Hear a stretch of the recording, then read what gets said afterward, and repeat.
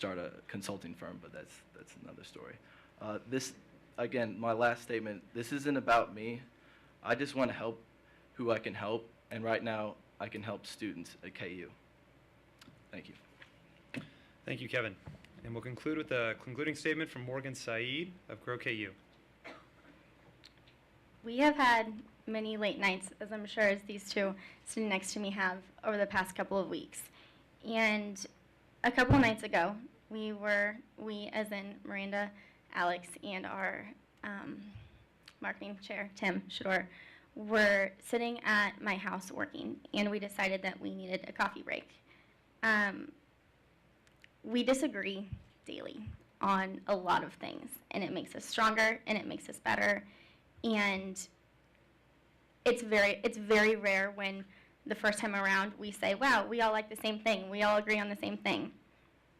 So in the garden, we're driving around, and we decide that we need to take a little cruise out to Clinton Lake and kind of clear our minds. And we all got to pick one song on the iPod that we wanted to listen to that kind of defined us.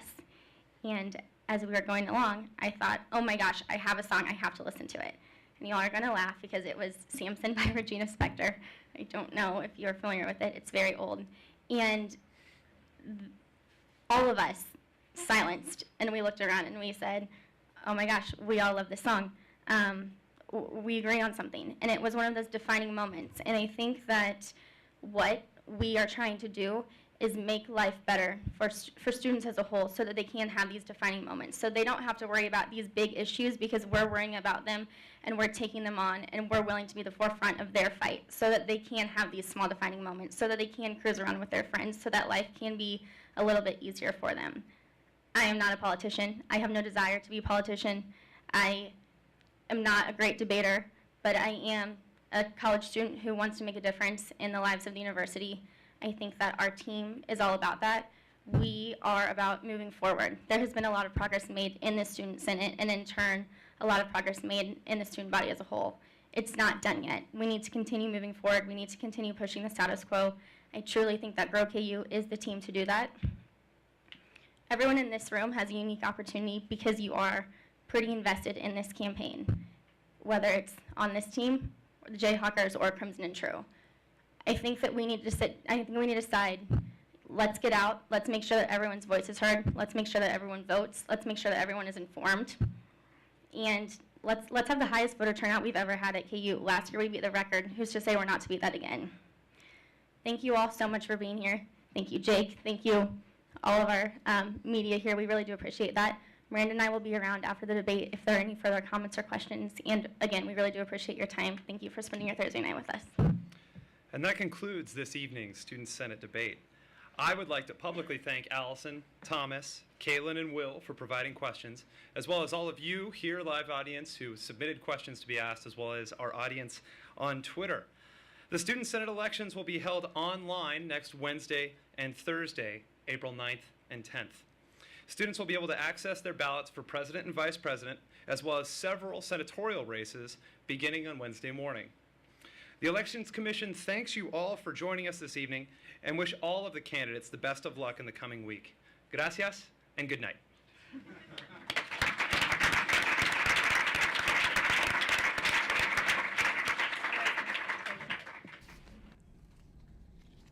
Welcome back to our KU Student Senate debate coverage presented by the UDK, KJHK, and KUJH. I'm Sierra Upton here with Student Body President Marcus Tetweiler, who's here to analyze what we just watched. So, Marcus, in your humble opinion, who won the debate? Looking at it as objectively as I can, the way the debate was structured, I think it's very difficult to articulate a winner. There wasn't really an opportunity for rebuttals in the sense that, some high school debate champion. KU is a university that has, one of the best debate teams in the country. We're a powerhouse. A lot of what a debate comes down to is the ability of an individual to make an effective rebuttal and then for the other person to make a comment off of that. I think what we saw tonight with the three candidates was a very civil experience. There was a lot of openness. There was a lot of, Sierra, honestly, I was surprised. There were lots of moments of agreement. And I think that is a testament to the quality of all three coalitions. The ideas have been vetted.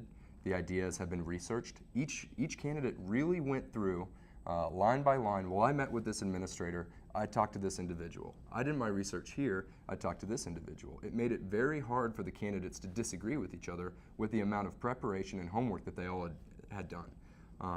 I think my takeaway, instead of being able to identify a clear and front winner, I think my takeaway is that each coalition was very prepared and each coalition was very civil and very responsible in their communication with the other candidates. I thought it was organized very well.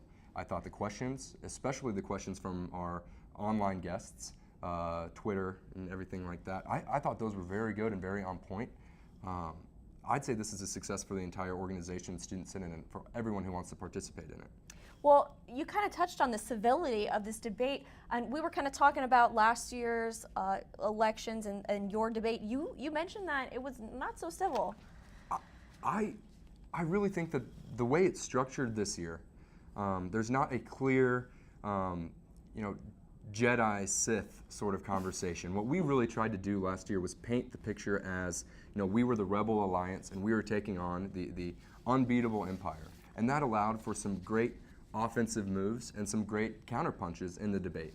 Tonight, it's a much more level playing field. It didn't feel like David versus Goliath. It didn't feel like there was, one coalition so much further ahead than the other coalition. I really looked at it as an even playing field. Moving forward, I just really was impressed by not only the presidential debate, but also the vice presidential debate. I thought the vice presidential debate had a lot of good questions. I think it was an opportunity for us to really get to know the candidates. Mitchell Cota's story I thought was very heartfelt on his experience, and it really showed a lot of his character. We learned a little bit about Miranda Wagner, and we learned about how she's not, 100% diehard, start to finish student senator, but she'd been involved with other organizations. I think that's great. And we also learned a lot about Sarah Anise, who from her freshman year to now has experienced the highs, the lows, and has a multifaceted appreciation and perspective on what Student Senate is. So whether you're looking at the vice presidential debate or the presidential debate, I saw a lot of agreement and a lot of civility. And I was going to talk to you about Mitchell Cota because he seemed like he had by far and away the most passion.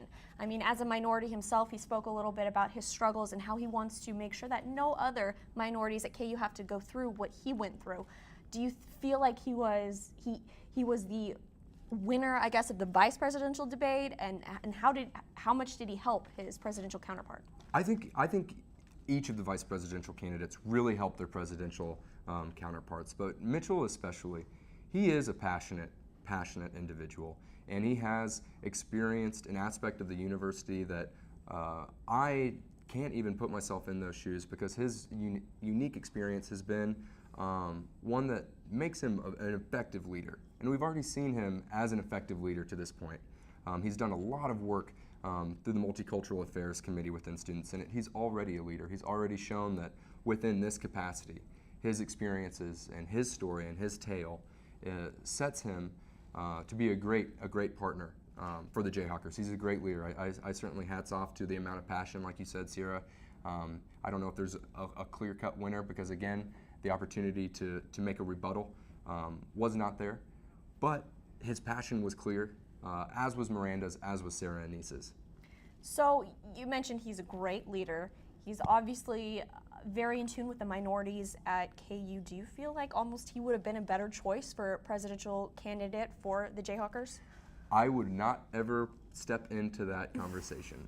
After the democratically elected caucusing system, where all members of the coalition were able to participate in the nomination and selection of these candidates, I think they did a great job, these coalitions, in getting the right people to this debate to represent the university. I think one way, if you're looking at the Jayhawkers, if you're looking at some of the conversations that Sarah Anise and Kevin Hundell are bringing to the table, or if you're looking at Grow KU, if you're in any of these coalitions' corner, you've got to be very pleased with the way they performed tonight. So I know you kind of didn't want to touch on this before the debates, but now that you've heard everyone, do you have any coalition that you're willing to endorse at this point? I think when you look at the concept of endorsing, it's kind of a cost-benefit analysis. Does me coming out and saying, I 100% believe that this team is more